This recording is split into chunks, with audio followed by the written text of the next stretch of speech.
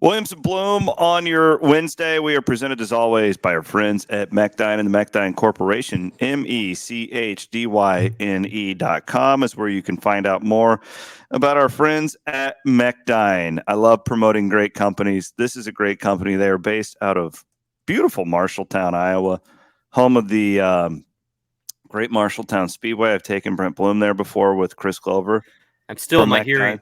My hearing is still questionable. You are such a 18 months later. Honestly, Brent, it's kind of embarrassing at this point. I don't even know what you are, but it's embarrassing. I couldn't handle the dirt and the noise. How are you today, my friend? I'm hanging in there. I'm hanging out. All is well. Good. Ready for the cowpokes on Saturday. I feel you there. I'm excited for this football game. Despite it all, I really am. I would like to talk a little bit about Iowa State and the press conference from yesterday and get our thoughts on that.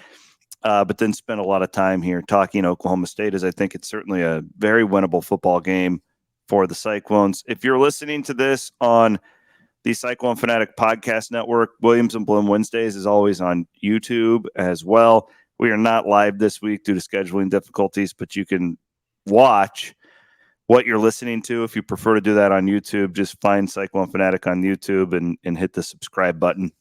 We are, as always, presented by our friends at Mechdyne. What did you think of Campbell and Shieldhouse and all that good stuff? I will say this, Brent, they are either the greatest liars in the world or there's not going to be a lot of changes coming up on Saturday. What do you think? Yeah, and it's just really hard to know because it's like, gosh, I would like to take interpretations from what they said on Tuesday, but if I'm just in their shoes, why would I give anybody the inkling, oh, yeah, we're going to change everything up from, one Saturday to the next? I don't believe Iowa State's going to do a radical change, however. I don't think it's as feasible as it would have been like it was for like we talked about all week, the Akron and Texas game. There was a bye week in there. Dropping alignment as opposed to revamping your whole offensive system is a little bit different. Now, I will say, I do think Iowa State will spread out the field a little bit more, depending on what Oklahoma State gives them. I mean, that's the other thing is you can't just be you. What is the defense going to give you and adjust from there? Mm-hmm. So I don't know. I mean, are you going to see Iowa State radically change? No, but perhaps you'll see some different guys in there. For one of the true freshmen is pushing on the offensive line, which is good. And Brendan Black, maybe you'll see him a little bit. Andrew Keller, supposedly back healthy at a tight end position. We'll see if Steve Klotz is healthy. So you can't, I don't know. We'll see. I don't know if I would take a whole lot from what either said. Chris, one thing I did want to say though was interesting, and I'd love to get into this at some point. Iowa State through 3 games has run under 50 plays twice. In those 3 games, Iowa State had not run under 50 plays in a game since the early 1990s. So the lack of plays in general, due to whatever reason, the other team sucking the ball, like we've talked about, the new clock rules, has impacted everything as well.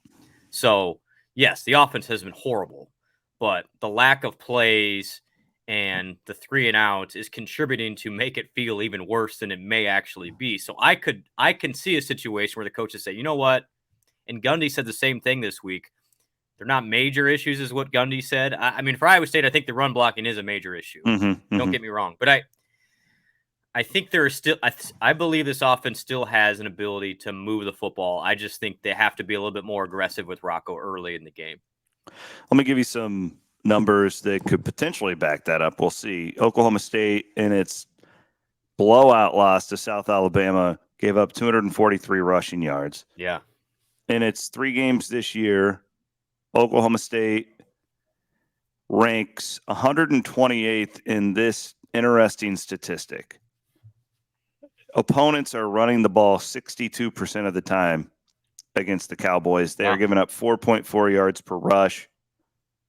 So this is a bad rush defense by any metric that Iowa State is getting ready to go up against on Saturday. You really considerably worse than Ohio. Considerably worse. If you're going by numbers. So, yep. I mean, this is an opportunity. But I would also say if you can't run on these guys, then good luck the rest of the way. Yeah, and so I was doing some digging this week because the Oklahoma State game got my antennas up. Did you know? Remember 2018?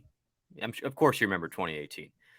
Iowa State started the year C-Dub 1-3, losses at Iowa, to Oklahoma at home, at TCU. Started 1-3 going into Stillwater, and everyone thought the world was falling apart. Mm-hmm. You had a Kyle Kempt injury in there. Zeb Nolan was the quarterback at the time. And Iowa State's yards per play through 4 games, okay, follow me here, was 4.7 yards per play. Iowa State's yards per play right now is 5.1 yards per play. It was worse 5 years ago through 4 games than it is now through 3. What happened at Oklahoma State in Stillwater in 2018? Brock Purdy happened. That was the Brock Purdy game. This is the Brock Purdy game. Iowa State doesn't have Brock Purdy walking through the door, as the old saying goes. However, it had struggled immensely through those first 4 games to move the ball at all. And Purdy made things a lot better once he started to make some plays from the quarterback spot. I mean, even David Montgomery couldn't run the ball through those first 4. So Iowa State then went on to reel off 7 of its last 8 games and was actually a threat at one point to compete for the Big 12 championship. I don't know if this team is as talented as that one from an offensive standpoint. However, Iowa State has notoriously, other than last year, bizarrely, has been a slow offensive starter. They just haven't done great early in the season. This staff in 2018, if you remember, that was the year Tom Manning left for a year. And it was basically Matt Campbell calling the plays that year, which they've never really admitted, but it was. So they have been known to make adjustments, and that was a major adjustment by throwing Brock Purdy in there. We'll see. I mean, I don't think Rocco's been the issue. We've talked about that, but maybe you do see them open it up. However, I would also look at the Oklahoma State numbers and go, gosh, guys, if their weakness is running the ball, run defense, then you got to try and run the ball, even if the fans don't like it early. Yeah, quarterback run. I mean, wasn't that our thing last year too? Yeah, like we talked. You felt like whenever Deckers would tuck it away and try and do something with his legs, it opened up everything else. But he just didn't do it very often. And it was like, is he being coached? Is he just gun shy when it comes to that? I feel like Rocco is a little bit of a different breed, and not. I think that he more naturally wants to use his legs just by watching him when he's playing naturally. In the when they're allowing him to go out and do things, it feels like he's ready to do that. So potentially that's one of the tweaks that we see on Saturday. Yeah, I just think you got to give more freedom in general, and just like whatever the fourth quarter. And again, Ohio went to more of a base, but man, he was really good. I mean, he was making plays, guys were getting open, and he was making things happen. I would say doubled its yardage in 1 quarter. So yeah, that's one tweak that I think you make is you say you still need to run the ball, but you let Rocco sling a little bit. And then I would just advise, I'm looking at the play situation. Again, 2 times under 50 plays in 3 games is crazy. Having a little more urgency when some hurry up stuff would be another thing I would look at just to try and get your offense more rhythm. Because right now, obviously, isn't even getting the numbers to get a rhythm at all. And so it's almost like, oh my gosh, it's already the 3rd quarter. We haven't done anything. And then panic starts to set in. So having some urgency, getting to the line a little bit sooner, getting that process in a little quicker, I think could help as well. I want to give a shout out to our friend Hope Wood. Listen to this. She is at her 10-year anniversary party. Blum is coming up tomorrow. So if you're listening on Wednesday, that's tomorrow, Thursday, September the 21st at the Windsor Heights Community Center. She's going to have balloon animals. Yes. She's going to have a magician.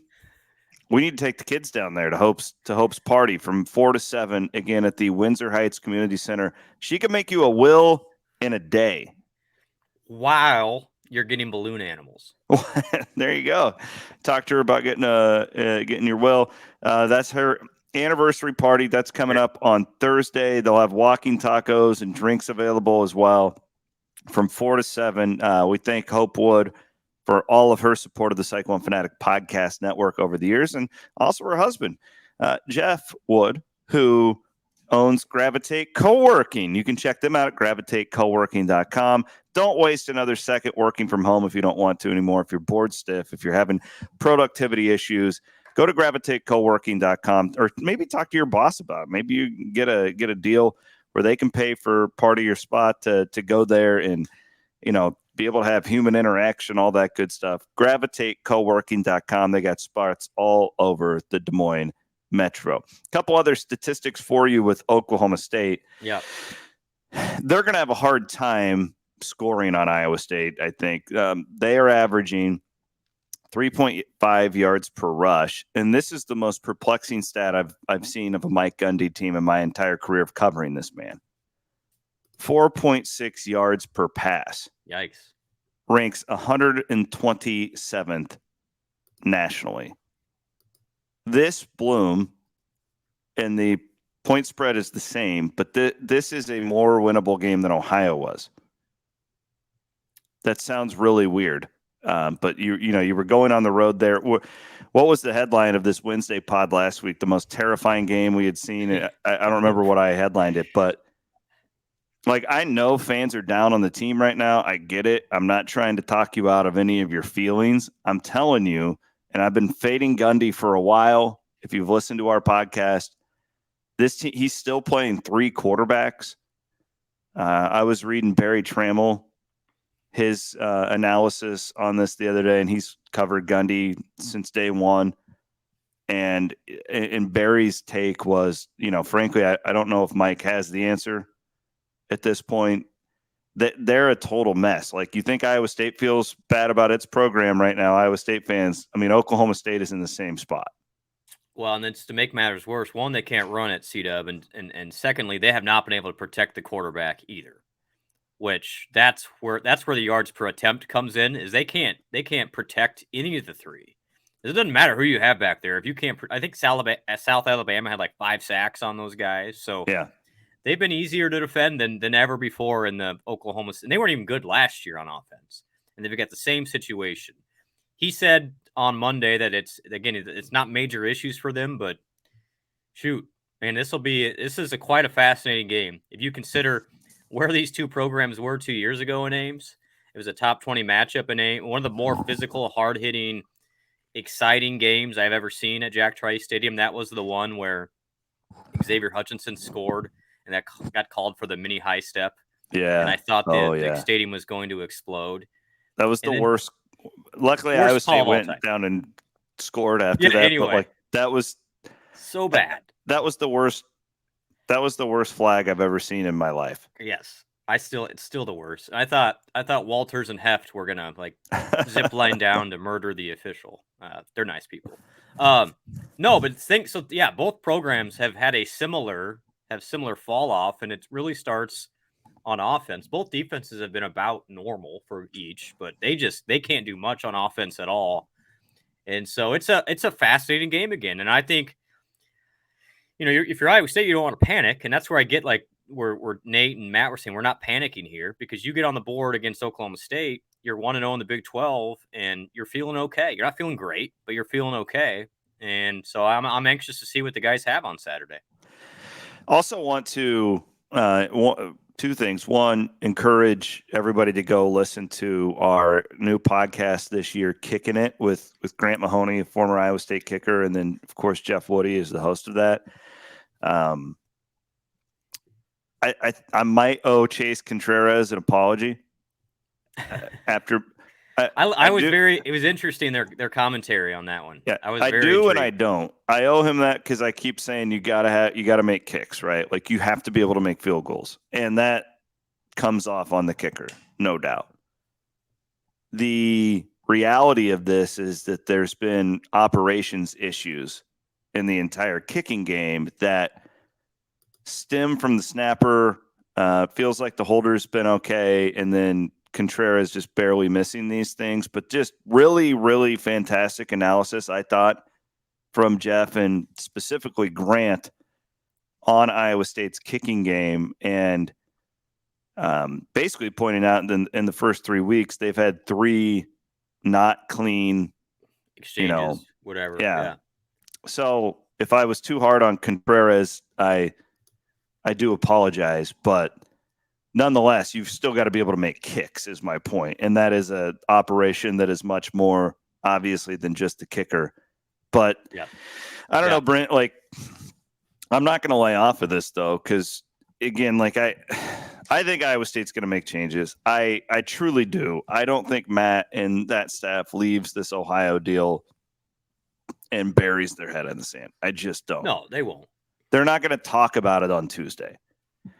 I think you're going to see smaller changes just keep being implemented. And I think, and I'm hoping, this is me being optimistic, that in early November, we're going to be like, man, this team is really on a good path and we're all excited for the next 2 years. That is my goal.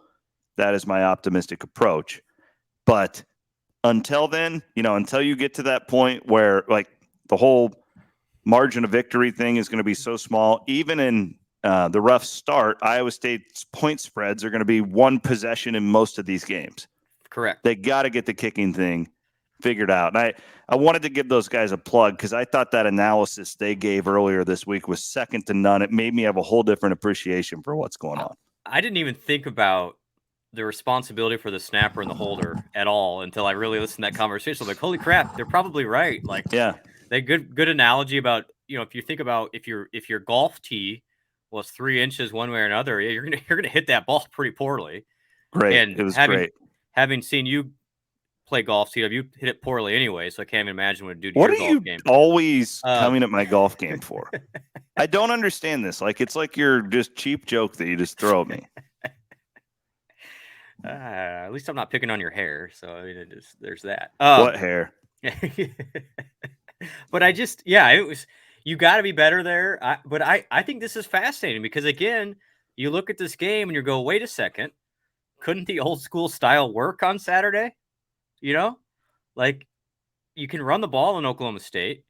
You if you keep them away from the ball, I mean, you could win this game 17-10. Now that would terrify every Iowa State fan because they don't want to see another game like that, and neither do I. But I just think it's super fascinating when you're dealing with this Iowa State offense that has had a lot of inexperience. How aggressive do you want to get? And I think they're going to get more aggressive, but the game will dictate a lot of it too. Matt's comfort zone is still in keeping it within his comfortable box here. I don't think Iowa State's going to stray too far from that, but I do believe you don't think we're going to have the air raid sirens out? I don't. I just don't. But yeah, can you play Bramer more? Maybe play Daniel Jackson more. Jalen Noel will help if he's back, by the way. He is back. Matt did say he's fully back from the flu and all that stuff. But the update on that. I like your idea of, here's the thing. Again, maybe I'm too optimistic. Sama and Hansen are going to get much better. Bramer is going to get a lot better as the year goes on. And Higgins is going to get better. So I'm with you. I'm hoping when we get to November, you'll say, man, okay, growing pains for sure, but you can kind of see the path forward. And who else is going to get better, C-Dub? Nate Shieldhouse? Yeah, absolutely. I mean, that guy is as sharp a guy as there is. He's calling plays for the first time. You're naturally going to get better as the games go by. I was actually texting with one of our guys from Kelderman Manufacturing, Mark. I'm just going to give them their shout out right now. Kelderman.com. All the farmers get out there with harvest coming up. Remember our friends at Kelderman for all of your needs. They are right out of Oskaloosa, so right here in Central Iowa. Great locally owned company. The down corn reel is their specialty. But they do all sorts of great agriculture products where they can help you guys if stuff breaks down. Go to kelderman.com, check it out more. I was texting with Mark earlier this week, and he's like, what do you really think that is going to happen? And that's what I told him. I go, I don't think this is going to get fixed overnight. Nope. I think there's some rough weeks ahead, but I think in late October, which is also a trend to even good Campbell teams, by the way. Correct. That's exactly why I brought up that Oklahoma State game from 5 years ago. I mean, Iowa State's best teams have struggled in September historically under Campbell. So, I remember Brocktober, right? When everything kind of picks up at that time of year. So this isn't entirely new. It's just you're playing with all these freshmen. You're having to break in a new quarterback for the second year in a row. You're breaking in running backs. Your offensive line clearly needs progress, right? Yes. There's no excuse. There's veteran guys it'll help to get Rimsberg back. Well, Leave it at that. Like that's going to be a huge spot at that tackle position. My hope. I don't want to say I think. I do think because I have faith in Campbell. Like I think he's a great coach. I think this is a good staff. I think anybody judging Ryan Clanton on 3 games, you're out of your mind. Okay, like that it's ridiculous. I think in November, we're all going to look around and be like, man, yeah, they're making progress. Maybe they're going to win 4 games again. I don't know. I'm not going to make any prognostications on that, but that's my goal for this program the rest of the year. Yeah, and you're right. You're going to be in a lot of one-possession games spread-wise. So would you be shocked, C-Dub, if Iowa State wins 5 games in the Big 12? No, it wouldn't shock me at all. And in fact, it would surprise me. I would think I'd be surprised at this point just for the results so far. It would surprise me because of the offensive just totally inept, like an inability to run the football. But it wouldn't shock me because of the defense. Like the defense is still that good. It's still that good. And there's still even a lot of guys on that defense that haven't played much. They should get better. In theory. Hopefully you get Gary Vaughn back. You haven't had him. You know, you look at a lot of these guys playing at linebacker have been brand new. Yep. I mean, the secondary is what it is, but you know, Orange and Onyedem have really, this is their first time being the guys. Yep. Same with Joey Peterson hasn't played a lot. Yeah. That's one thing I'm looking at Saturday, Chris, that I think could really help. And defense has been great. They just haven't gotten a lot of pressure though. So that's one thing I'm looking for. Oklahoma State's given up a lot of pressures. Do you think that Haycock will be aggressive with these 3 quarterbacks? And, you know, do you think he'll just go at them or do you think he'll feel them out? I think you fill them out again. I mean, because South Alabama was able to get pressure by just running around them. So, yeah. They're good, though. Honestly, like South Alabama would probably have beaten Iowa State last week. So I'm not going to get too. No, there's no question. But I think that's you feel them out. But yeah, you go after these guys because that line has struggled. And if you can stop the run, then you just got to get aggressive. The defense was great against Ohio, but honestly, the defense is going to have to make a couple more plays.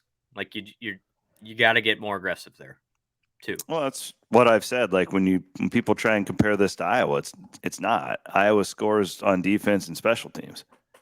Like and Iowa State just hasn't been. That's the one untalked about thing, though. We talk about the field goals. The rest of the special teams has been really good. Yeah, Perkins has been awesome. Which will pay dividends in these close games in the Big 12. Like, I don't think we probably talked enough about that because of everything else going on, but it's been really, really good. They've cleaned up a lot of that stuff. Totally agree. And then the other part that's been better, not great, better. The penalty situation has been cleaned up quite a bit, in regards to the false starts and some of those things as well. Now, there's been a couple of them, a couple painful ones in the Ohio game, but it does seem like some of those discipline's the wrong word, but those meticulous, process-driven things have gotten a little bit better. And, Jordan Langs has been a positive with the special teams mostly, but the field goal is the most glaring, and until that gets fixed, then you don't really notice the other stuff. Okay, let's get into just quickly run through these Big 12 games this week. Williams and Blum on your Wednesday on the Cyclone Fanatic Podcast Network. We are presented, as always, by our friends at Mechdyne. We are in the Wild Rose Casino Studios. I'm here in Ankeny today. Blum is remote. And we are presented, as always, by our friends at Cody Road. We got the new bourbon out, the new 2023 edition. It is in a gold bottle. It is beautiful. I actually really impressed by the way it looks. I hate gold. I would do away with gold as a school color if it were up to me. I just hate it. I hate it on every uniform. It's not just an Iowa State thing. The gold bottle is sick. It looks perfect with that bourbon in the background. So look for that. Making me thirsty. Yeah. Well, it's Irish cream season, baby. Ooh, yeah. It's cream liqueur season. I have that bottle of the amaretto that I'm going to take. That amaretto is unbelievably good. Yeah, I'm going to take that up there. On it, the weather does not look great. That's another aspect of this game. I'm looking right now. It's okay. It's okay right now. Did they change it? Did they move it? Because last I saw, it was like 80% chance of storms on Saturday. Nope. It's the storms will come later in the evening, so I think the game will get done. Now, you're going to deal with some wind. Wind will be a factor on Saturday. Great.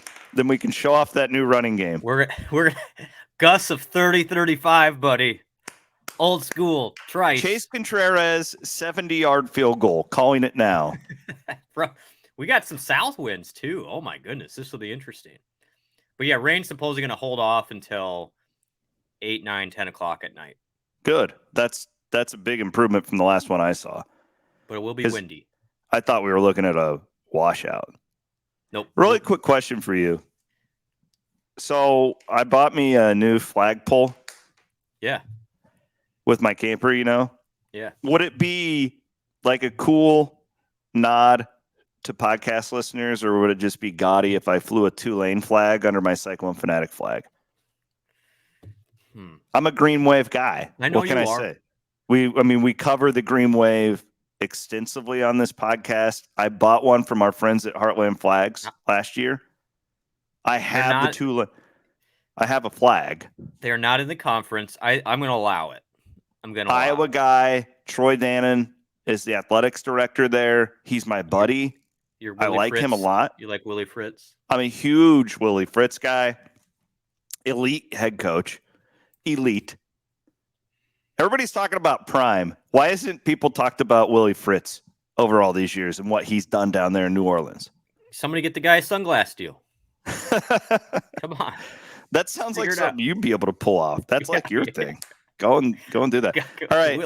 Yeah, to do it. No, I'm pro Tulane. We're a pro Tulane podcast. I'm going to fly the Tulane flag coming up on Saturday. We'll be underneath the Cyclone Fanatic one. Don't worry. I'll have an Ames Lager flag this week, I think. Oh, wow. Well, if you get me one of those, I'd fly that and give you some free advertising. Thank you, pal.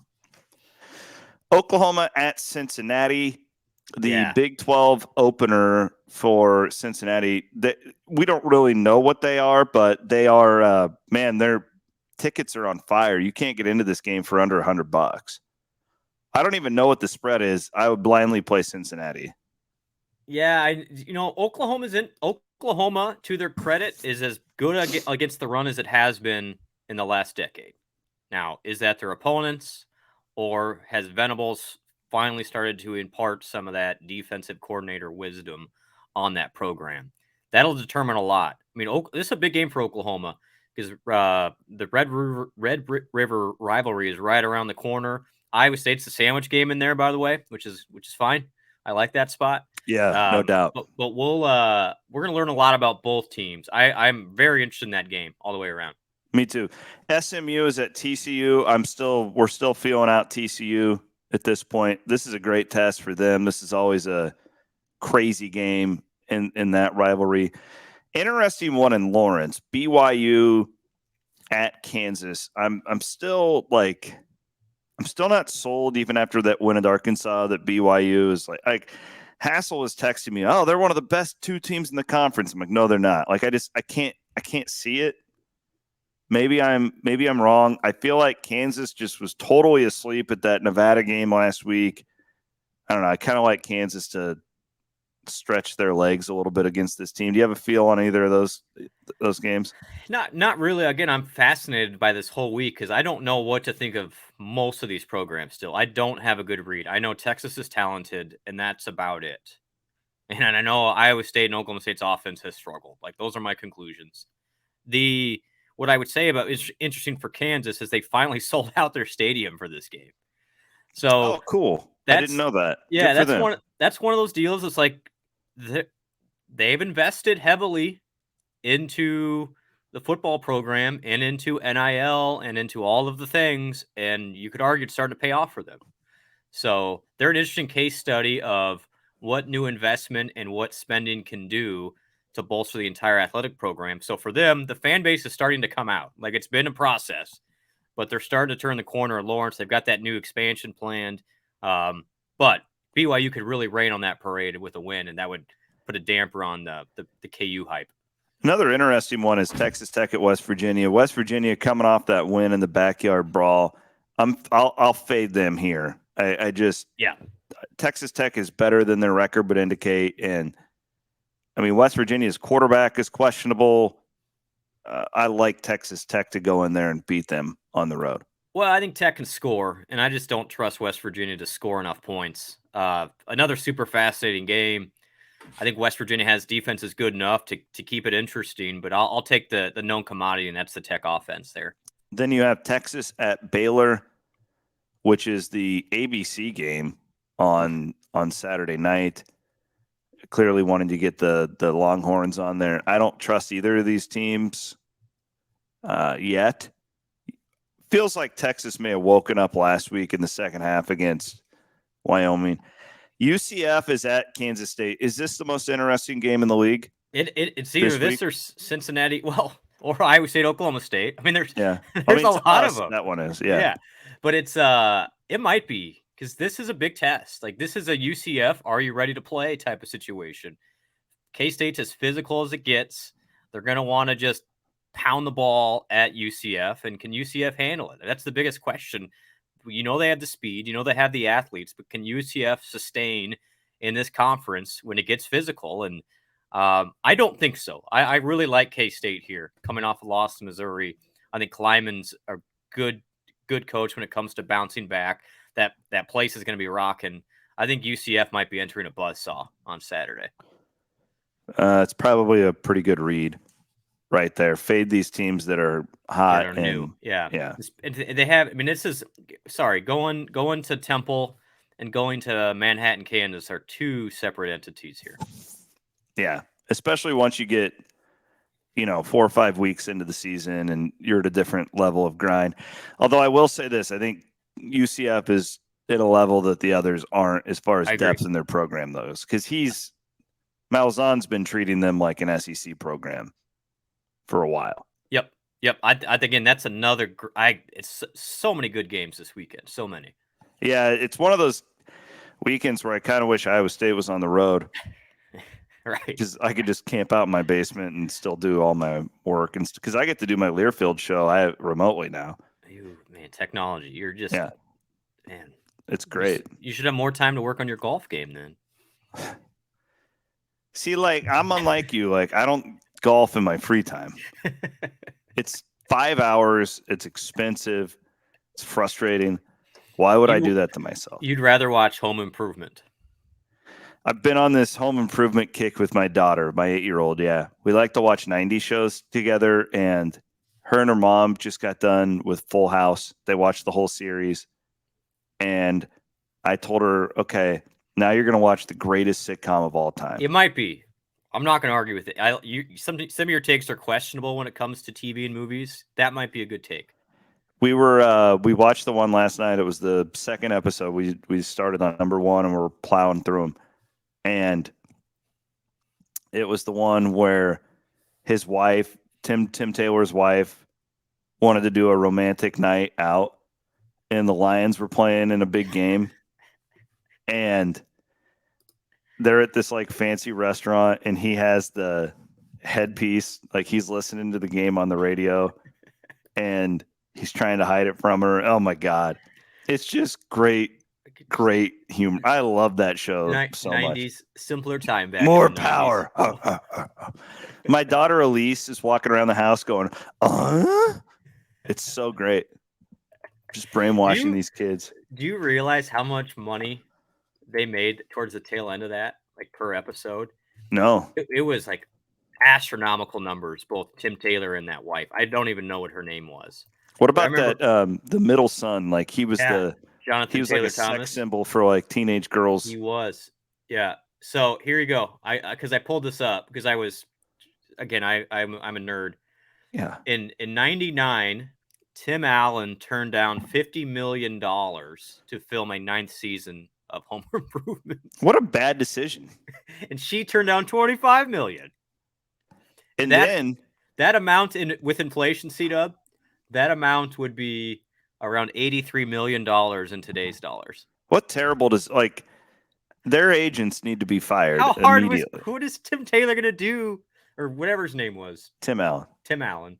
Well, and then he came back in 2011 or whatever, and he made that show where he had the 3 daughters. It was like the opposite. It was horrible.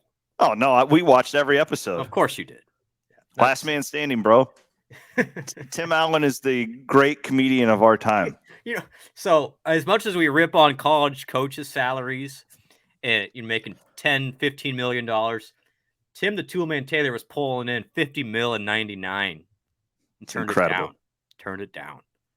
Wow. That was more than Michael Jordan was making then. Yeah. Way more. I think Way his more. max 1-year deal was like 25 million, if I remember correctly. I'm like a Jordan historian. I've read all these. I'm pretty sure that was the most he ever made. That's what I mean. Back in the day, sitcoms were it. Like those guys were pulling down major money. It's crazy how much that's changed. Totally. Like the sitcom is just doesn't really exist anymore. They try and do them on Netflix and they never last. Oh. That's why we're watching them back now. Ted Lasso would be the closest thing to a sitcom, and even that doesn't even know what it's doing yet. It's more like the sitcom, it's pretty rare that it goes episode to episode where you have to watch one to understand the other. There's not a lot of storytelling in it. Like there is in the 23 minutes, but there's not at least those old ones. I was trying to explain to my daughter, I'm like, we could start the 5th season of Seinfeld and it would make total sense to you compared to you don't have to start at the beginning and watch them all. And the same with those, but Ted Lasso, if you did that, I'm going to start in season 3. You wouldn't know those. Let's go. Who is this guy? Yeah. No, you're right. So this episode is brought to you by Tim the Toolman Taylor. Appreciate you, Bloomy. Been a tough week. We'll hang it. Hey, we'll see. We'll have some Cody Rhodes. We'll have some Ames loggers in the RV Village. Please stop by, everybody. Keep fighting the good fight, everyone. We're gonna keep fighting. There we go. So cheers, everybody. Thanks for watching on YouTube. Thanks for listening on the Cyclone Fanatic Podcast Network.